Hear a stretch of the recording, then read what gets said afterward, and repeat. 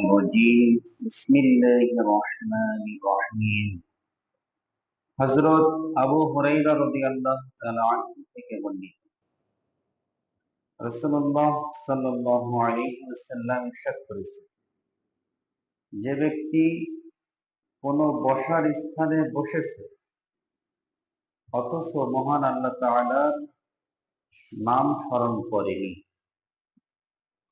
কোনো একটা স্থানে সে বসেছে কিন্তু আল্লাহর কোনো নাম শুনেনি, এটা তার জন্য আল্লাহর কাছে অসন্তুষ্টির কারণ হবে। যে আমার বান্দা এক জায়গায় বসে উঠে গেল, বহু কথা বলল, কিন্তু তার মধ্যে আল্লাহর কোনো স্মরণ নেই, আল্লাহর কোনো কথা বলি, আল্লাহর কোনো নাম নেই, শুধু দুনিয়াবি কথা বলেই সে উঠে গেছে। তাহলে এই বসাটা আল্লাহকে সে অসন্তুষ্ট করল, যে সে ভুলে গেছে যে আমি তার মালিক। অথচ আমরা আল্লাহর বান্দা, প্রতিটা নিঃশ্বাসের মালিক আল্লাহ তাআলা। এই জন্য আল্লাহর নাম ছাড়া, বিশেষ করে যে জিনিসটা পাবো আমরা তার জন্য আলহামদুলিল্লাহ, কোনো ওয়াদা করলে ইনশাআল্লাহ, এইভাবে আল্লাহর ভরসা, তাওয়াক্কালতু আলাল্লাহ, এই সমস্ত কিছু কথাবার্তারা আমাদের কথার অভ্যস্ত করে নেওয়া উচিত। আমাদের দৈনন্দিন কথার মধ্যে কি আল্লাহর নাম নেওয়া অভ্যস্ত করে নেওয়া উচিত। যে ইনশাআল্লাহ আল্লাহ যদি চায় তা আমি কাজটা করব, আল্লাহ যদি তৌফিক দেয়, আল্লাহর উপর ভরসা করে এই কাজটা করি। এই যে একটা ভালো আল্লাহর নাম নিয়ে কাজ করা, এটা ইমানের পরিচয়। যার মধ্যে কি ইমান আছে, আল্লাহর প্রতি ইমান আছে, এইগুলোর প্রকাশ পায়। এজন্য যে কোনো বিষয়ে আল্লাহকে স্মরণ করা।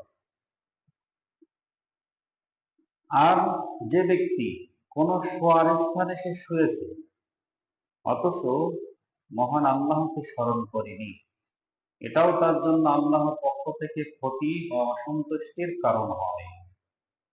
তাহলে আমি ক্লান্ত হয়ে আল্লাহর কাছে নিজেকে সঁপে দিলাম, ঘুমিয়ে গেলাম, মানে কি নিজেকে আর নিজের নিয়ন্ত্রণে নেই। তাহলে নিজেকে আল্লাহর কাছে সঁপে দাও। এজন্য কি করতে হবে? আল্লাহর একটা নাম নেওয়া। যেমন একটা দোয়া পড়েছি কি, আল্লাহুম্মা বিসমিকা আমুতু ওয়া আহইয়া, হে আল্লাহ আমি আপনার জন্যই মৃত্যুবরণ করছি, আবার আপনার নামেই যেন আমি দেখি করি না। ঠিক আছে, রেকর্ড করে নিতে, নাহলে রেকর্ড করে নিবেন, রেকর্ড করে শুনবেন। এই সমস্ত দোয়াগুলো পাঠ করা, কিছু না হলেও অন্তত বিসমিল্লাহ বলা, যদি কিছুই জানি আল্লাহর নাম, যে সূরাগুলো জানি সেগুলো পড়া। আমি সূরা ফাতিহা জানি, অন্তত সূরা ফাতিহা পাঠ করা, মানে অন্তত আল্লাহর কিছু জিকির আজকার করে বিছানায় যায়। এটা ভালো একটা আমল। তাহলে আল্লাহর নাম নিয়ে বিছানায় যাওয়া। আর যদি আমি শুধু শুয়ে পড়লাম, গরু ছাগল যেভাবে শুয়ে যায়, আমি, তাহলে আমি আর ওদের মধ্যে কি পার্থক্য থাকলো? তাহলে যেখানে আল্লাহর নাম স্মরণ নেই, সেইটা আমার জন্য ক্ষতির কারণ হবে, আল্লাহকে অসন্তুষ্টির কারণ হবে। হযরত আব্দুল্লাহ ইবনে ইয়াজিদ রাদিয়াল্লাহু তাআলা আনহু থেকে বর্ণিত, তিনি রাসূলুল্লাহ সাল্লাল্লাহু আলাইহি ওয়াসাল্লামকে মসজিদে এক পায়ের উপর আরেক পা রেখে চিত হয়ে শুয়ে থাকতে দেখেছেন। এই সহিহ বুখারীর হাদিস, যে এক পায়ের উপর আর এক পা দিয়ে শোয়া যাবে কিনা, মানে এই পাটা কেমন ভাবে, দুই পা আছে, এক পায়ের উপরে আর এক পা, এইভাবে এক পায়ের উপরে আর এক পা পেঁচাই, যেটা এইটা, হ্যাঁ, তাহলে এটা করে শোয়া যাবে, মানে এটা কি জায়েজ আছে তাই। আর সুন্নাহ শোয়া কি বলেছিলাম, যে ডান হাত এই ডান পাশে দিয়ে ডান কাপে শোয়া, এটা কিন্তু সুন্নাহ। যেভাবে চিত হয়ে, মানে চিত হয়ে শোয়ার বৈধতা, এই ব্যাপারে হাদিস। যে চিত হয়েও রাসূল সাল্লাল্লাহু আলাইহি সাল্লাম শুয়েছেন। কিন্তু এর আগে বলেছে কি যে উপর হয়ে শোয়া যাবে না। উপর হয়ে শোয়া এটা আল্লাহ তাআলা ঘৃণা করেন, অপছন্দ করেন।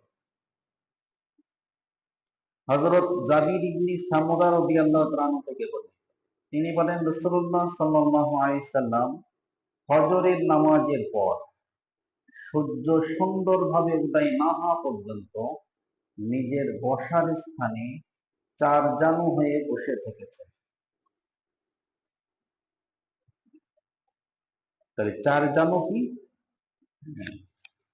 দুই হাঁটু এক জায়গায় করে এইভাবে বসে, এই হ্যাঁ এইভাবে, ওভাবেও তিনি বসে থেকেছেন। মানে ফজরের নামাজের পরে সূর্য পূর্ণ উদয় না হওয়া পর্যন্ত চার জানু হয়ে তিনি বসে থেকেছেন। হযরত ইবনে ওমর রাদিয়াল্লাহু তাআলা থেকে বর্ণিত, তিনি বলেছেন, আমি রাসূল সাল্লাল্লাহু আলাইহি সাল্লামকে কাবার চত্বরে, কাবা ঘরের চত্বরে এভাবে দুহাত দিয়ে ইহতিবা করে বসে থাকতে দেখেছি।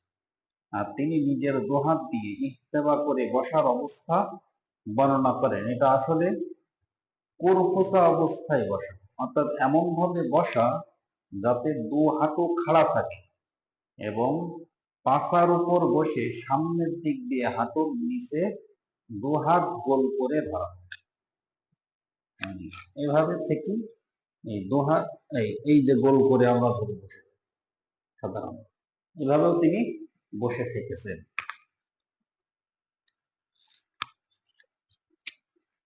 হযরত কাইলা বিনতে মাখরামা রাদিয়াল্লাহু তাআলা আনহা থেকে বর্ণিত, তিনি বলেন, আমি রাসূল সাল্লাল্লাহু আলাইহি সাল্লামকে উরফুসা অবস্থায় অর্থাৎ দু হাঁটু খাড়া রেখে এরপরে নিতম্বের উপর বসে সামনের দিক দিয়ে দু হাত হাঁটুর নিচে গোল করে ধরে বসে থাকতে দেখেছি। ওই যে হাঁটুর নিচে বলতে কি এই নিচে না, এই হাঁটুর এই নিচে হাত দিয়ে, হাঁটুর নিচে হাত দিয়ে গোল করে বসে থাকতে দেখেছি। যখন আমি রাসূল সাল্লাল্লাহু আলাইহি সাল্লামকে ইহেন খুশু অবস্থায় বসে থাকতে পেয়েছি, তখন আমার হৃদয় ভয়ে কেঁপে ওঠে। মানে এটা কি, এটা নিজেকে ছোট মানুষের মতো, মানে কোনো গাম্ভীর্য নেই। মানে আরবে নেতারা বসত কি গাম্ভীর্য, বিশাল চেয়ারে, বিশাল আসন নিয়ে, বিশাল ভাব নিয়ে বসতেন। তিনি সাধারণ মানুষের, আমাদের এইভাবে বসে কেমন সাধারণ চাষা, সাধারণ খেটে খাওয়া মানুষরা মাঠে একটু কাজ করে করছে, এইভাবে বসে আছে সাধারণ মানুষরা যেভাবে বসে। মানে এর মধ্যে কি কোনো অহংকার নেই, এরকম অহংকারহীন ভাবে তিনি বসে থাকতেন। তাই বলছে যে এইভাবে আমি রাসূল সাল্লাল্লাহু আলাইহি সাল্লামকে খুশু অবস্থায়, মানে তার মধ্যে কোনো অহংকার নেই, নিজেকে ছোট মনে করে এইভাবে বসে থাকতে দেখে আমার হৃদয় কেঁপে উঠল যে তিনি আল্লাহর এত সম্মানিত নবী, অথচ তিনি কত সাধারণ ভাবে বসে, তার আচরণ ওঠা বসা কত সাধারণ, এটা বোঝাতে চেয়েছে। আল্লাহ তাআলা রাসূল সাল্লাল্লাহু আলাইহি সাল্লামের এই সুন্নাহ আমাদেরকে অনুসরণ করার তৌফিক দান করুন।